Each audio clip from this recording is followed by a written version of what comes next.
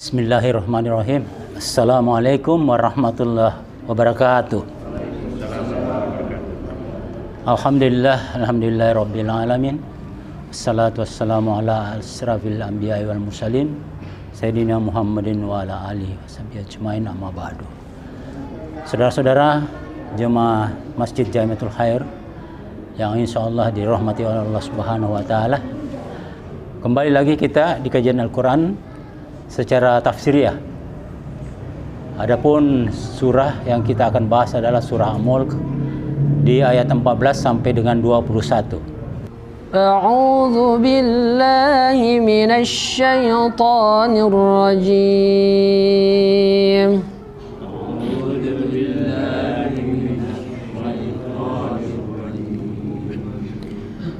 Bismillahirrahmanirrahim.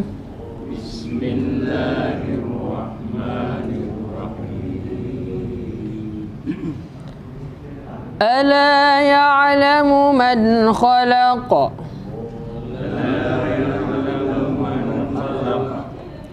wa huwal latiful khabir.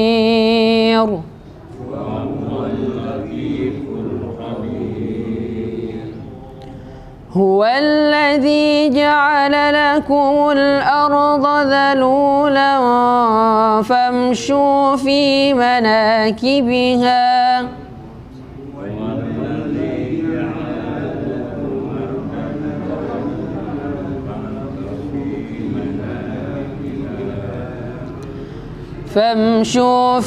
مناكبها وكلوا من رزقه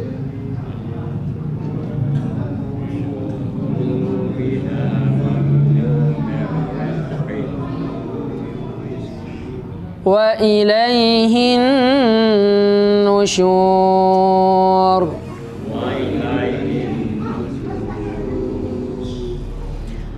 أأمنتم من في السماء أن يخسف بكم الأرض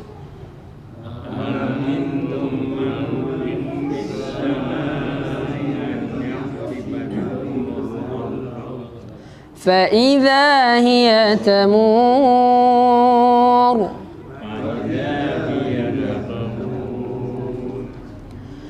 أم أمنتم من في السماء أن يرسل عليكم حاصبا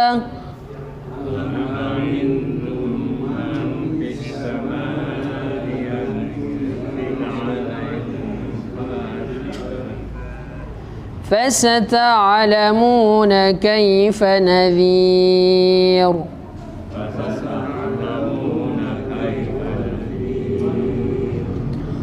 ولقد كذب الذين من قبلهم فكيف كان نكير.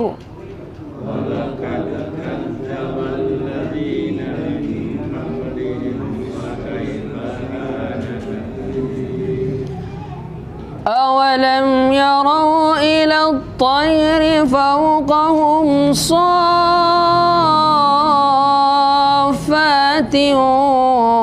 ويقبضن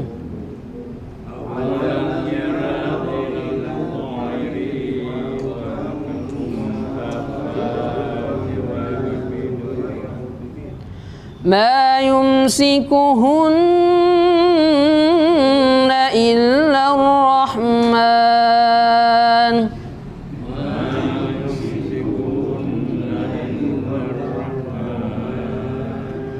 إنه بكل شيء بصير.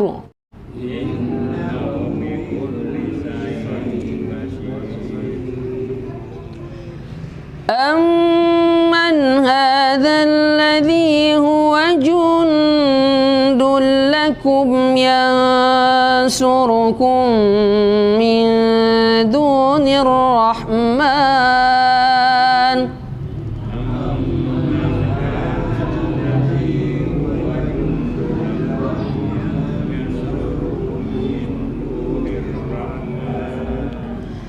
Inil kafiruna illa fi ghurur.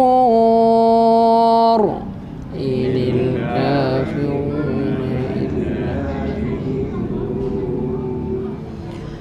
amman hadzal ladzi yarzuqukum in amsaka rizqah.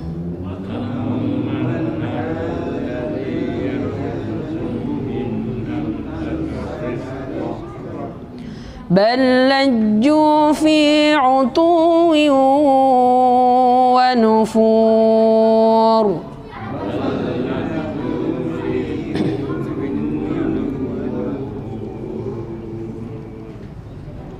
Sadaqallahul azim.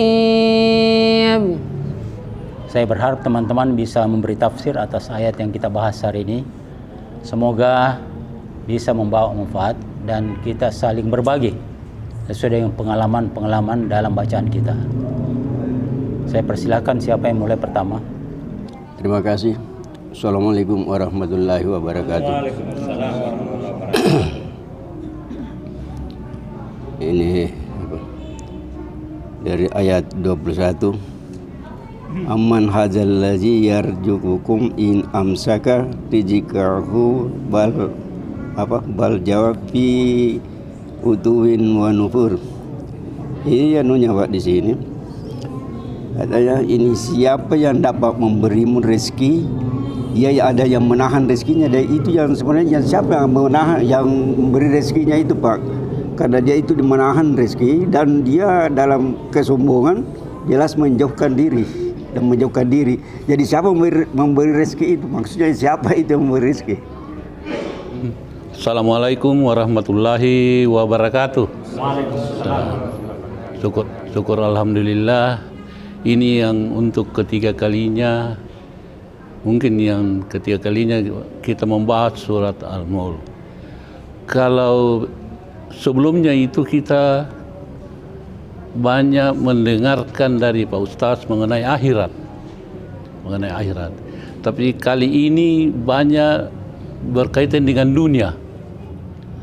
Sebenarnya kalau kita paham, kita mengerti isi dari surat Al-Mulk ini, sebenarnya padilah-padilah dari Allah itu akan kita dapat. Kalau mau hidup aman di dunia dulu. Kalau mau hidup aman di dunia, ikuti aturan, ikuti kewajiban. Apa yang kalau di dunia ini kan masalah akhirat banyak disampaikan di dunia ini oleh para ustaz, termasuk narasumber malam ini. Apa yang dia sampaikan itu kita paham. Oh ini ada di Al-Quran. Jadi kuncinya itu saja. Ikuti aturan, jangan melanggar aturan perundang-undangan di dunia ini. Aman itu. Saya kira aman. Sama juga di akhirat. Nanti ikuti perintah Allah, perintah Nabi. Perintah Allah, perintah Nabi disampaikan oleh para ustaz. Kita dalam satu minggu mungkin satu kali ada penceramah. Di bulan puasa itu sampai 60 kali kita dengar apa-apa itu yang harus kita lakukan dan apa yang tidak harus kita lakukan. Aman itu. Kita selalu berdoa. Ya Allah, Allahumma rabbana atina fid dunya hasanah. Berilah kami kebahagiaan dunia dan akhirat. Kita berdoa tapi kita melanggar. Itu berarti tidak dari hati kita. Ya toh? Ada juga doa dari para ustaz biasa disampaikan, ya Allah tunjukkanlah kami yang benar supaya kami bisa mengikutinya. Tapi kita sendiri banyak melanggar. Sudah dikasih tahu bahwa ini kebenaran, kenapa kita langgar? Bagaimana kita bisa senang? Keluar saja di situ di lampu merah melanggar, ditahan polisi. Itu kan tidak menyenangkan. Tapi kalau mau aman, ikuti saja aturan itu saja. Aman di dunia, aman di akhirat. Mungkin itu untuk sementara dari kami. Terima kasih. Assalamualaikum warahmatullahi wabarakatuh. Assalamualaikum warahmatullahi wabarakatuh. saya cuma ingin menekankan sedikit kepada Pak Ustaz. Tadi kan dikatakan bahwa kebanyakan kaum yang lari dari kebenaran, yang disampaikan oleh Allah lari dari kebenaran. Jadi berarti ini surat Al-Mulk ini sebelum turun ke Nabiullah Muhammad SAW, berarti ini sudah pernah turun ke nabi-nabi yang lain. Karena dalam penekanan itu Allah mengatakan bahwa setiap kaum yang saya berikan kebenaran, dia selalu lari dari kebenaran itu. Terutama yang ditujukan di sini pada dasarnya ini, mungkin paling besarnya ini pada kaum Yahudi, pada kaumnya Nabi Musa. Jadi itu saya sama pertanyakan, apakah memang betul ini sebelum turun ke Nabi Muhammad? Ini pengalamannya Allah ini kan dilihat dari nabi-nabi yang terdahulu, berapa kali diberikan wahyu, kitab. Setiap orang-orang yang diberi kebenaran pasti lari dari kebenaran itu, terutama kaumnya Nabi Musa, yang setelah Nabi Musa wafat malahan merajalela lagi sampai turunnya lagi kepada kaumnya Nabi Isa. Jadi Allah mengatakan di situ kepada Nabi Muhammad bahwa setiap, bukan cuma kepada Nabi Muhammad, tapi melalui perantara ke Nabi Muhammad untuk semua kaum Nabi Muhammad sampai sekarang, bahwa setiap kaum-kaum yang diturunkan kebenaran, dia pasti lari dari kebenaran. Jadi Allah menekankan di sini dalam hal ini supaya jangan sampai kaum Nabi Muhammad berbuat seperti kaum-kaumnya Nabi Musa, yang kaum-kaum yang terdahulu. Itu saja. Di ayat 16 saya bacakan, sudah merasa amankah kamu bahwa Dia di langit tidak akan membuat kamu ditelan bumi ketika tiba-tiba ia terguncang. Saya pernah mendengar Ustaz bahwa ini merupakan pertanyaan juga. Kalau umatnya Nabi Muhammad katanya tidak akan merasakan guncangan itu. Jadi orang-orang kafir yang akan merasakan guncangan. Jadi kita katanya itu umatnya sebelum ada guncangan sudah dianukan, sudah istilahnya sudah dimatikan semua. Yang hidup itu orang kafir yang nanti merasakan guncangan. Apakah ada ayatnya itu Pak atau bagaimana? Iya, pada dasarnya semua rezeki itu bersumber dari Allah, tapi ada sebabnya. Jadi ada yang menjadi sebab. Jadi kita kadang-kadang mendapatkan rezeki dari orang lain, artinya perantara orang lain, tapi sumbernya sumber dari Allah. Jadi tidak ada yang bisa memberikan rezeki selain daripada Allah. Jadi itu prinsipnya. Hanya memang dalam hal ini melalui perantara orang lain. Ya. Jadi ada yang dikatakan rezeki dari langit, itu ada juga yang rezeki dari bumi. Itu sebenarnya rezeki dari bumi adalah dari hasil upaya kita. Sedangkan rezeki dari langit itu ada sesuatu yang datang tiba-tiba yang tidak disangka, ya. Nah, jadi memang sumbernya semua itu berasal dari Allah. Maka di sini jadi ini Quran ini mengajak kita berpikir, apakah ada yang mampu memberi rezeki kalau Allah menahannya? Makanya semuanya kalau kita rezeki kita agak lapang, kita bersyukur kepada Allah. Di saat sempit pun kita menyadari bahwa itu Allah yang membatasi, sehingga kita tetap sabar. Ya. Kemudian memang di Limpo tadi sampaikan itu mengenai dia tahu, dia minta tetapi tetap lakukan. Jadi ada dua ini, ada a'lamu, ada yas'urun. Jadi ada dua yang berbeda itu. Jadi a'lamu itu tahu, sedangkan kalau yas'urun itu sadar. Jadi ada yang tahu tapi tidak sadar. Jadi ada yang kata-katanya bagus tapi dia sendiri melakukan yang berbeda dengan apa itu. Ya. Artinya apa? Sadar itu adalah kemampuan seseorang mengetahui dan menundukkan tubuhnya untuk mengikuti. Itu.